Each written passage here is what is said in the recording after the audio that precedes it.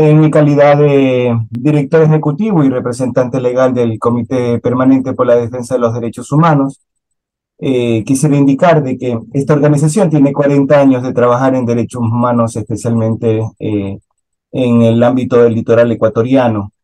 Hemos venido, digamos, procurando una vigilancia e incidencia en materia de derechos humanos en su amplia gama, incluyendo la libertad de expresión y el derecho a la resistencia, que actualmente está consagrado, este último, incluso en la Constitución del Ecuador. Nosotros, como organismo de derechos humanos, hemos venido, digamos, siendo actores ante la opinión pública en relación a procesos de criminalización de la protesta.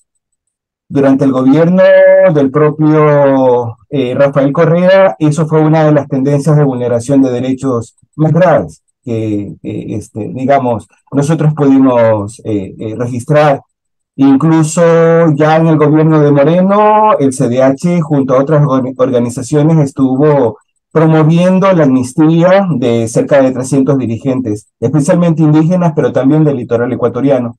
Entiendo que las organizaciones de derechos humanos a veces se vean acusadas de supuesto partidismo, de favores o favoritismo hacia la CONAIE o en este caso hacia el correísmo por defender a Patiño, y entiendo que tengan que exponer también sus etapas de conflicto con el correísmo cuando estuvo en el poder. Pero quizá lo más importante para nosotros sea preguntarnos por qué la amnistía. ¿Qué creen ustedes que merezca para el señor Ricardo Patiño ser amnistiado? ¿Algún vicio que ustedes crean que hubo en el proceso? ¿Alguna necesidad de reconciliación nacional? ¿O alguna cuestión personal del señor Patiño? ¿En qué se fundamentan?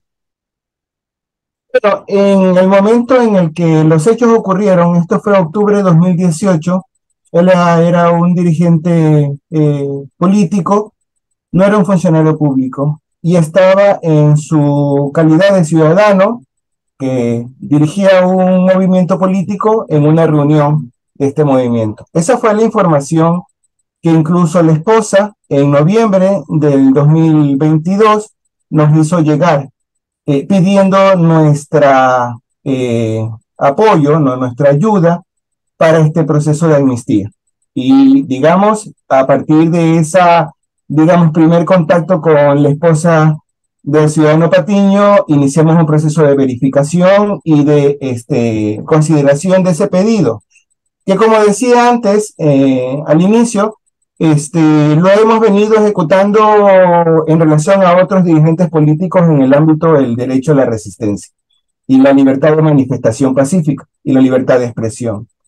Cuando esto ocurrió en el 2018, él fue señalado por el delito de instigación a propósito de una, digamos, de un discurso en el que señalaba eh, que la resistencia, abro comillas, sea combativa. No significa que sea violenta. Esa es la frase, digamos, que está incluida dentro del proceso judicial que se sigue contra el ciudadano Patiño en esto.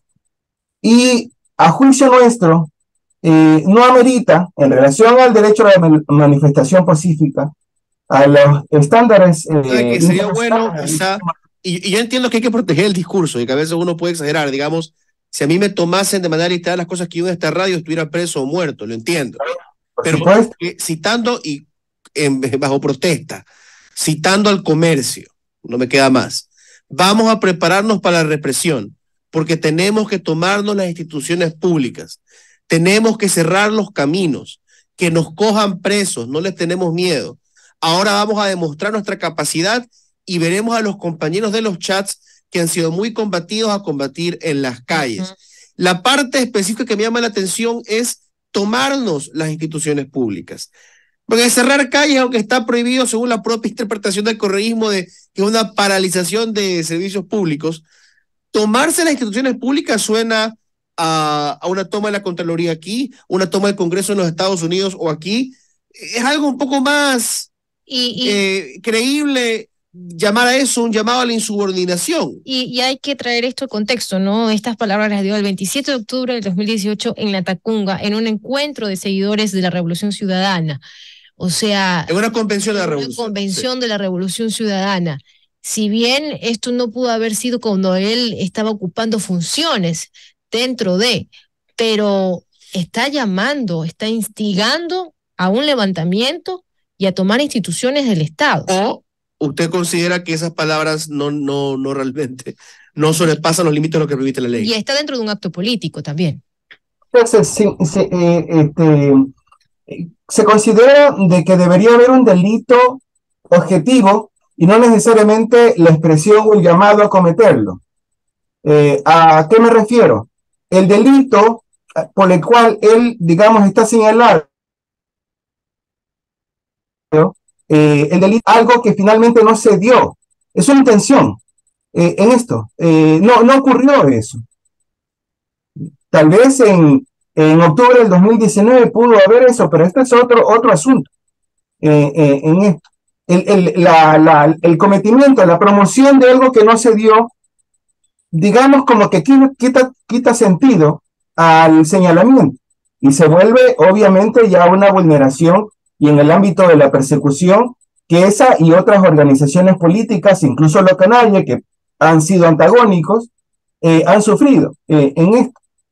La propia Comisión Interamericana señala, y fue una de las críticas que el correísmo recibió a propósito del fenómeno de la criminalización de la protesta, que incluso el cierre de vías es algo que el poder político, digamos, oficial, el que ejerce de la presidencia, concretamente, debería ser permisivo para eso. Había un contexto de agitación política debido a unas medidas económicas que el gobierno de Moreno había tomado en ese entonces. Entonces, ahí había una consideración de conflictividad social donde esto se da. Señor Navarrete, pero es un poco contradictorio, tomando en cuenta que fue el mismo correísmo quien en su momento reprimió las protestas y también criminalizó la instigación, sobre todo porque está criminalizado en el COIP. Sin embargo, si lo van a meter preso Patiño, ¿por qué no lo metieron preso a Andrés Páez en 2017? Yo entiendo un poco la crítica. Claro. Y son las 9:31 de la mañana. ¿Sabe qué? Qué pena, porque quisiéramos continuar con la entrevista con usted, Viri, y le agradecemos por haber venido, pero nos toca también irnos a nosotros. Gracias por la invitación y quedo atento a alguna otra ocasión porque es un tema que vale la pena, digamos, aprovecharlo y examinar tanto la conducción política como la administración de justicia y los derechos humanos. Cuenten conmigo. Gracias por la invitación.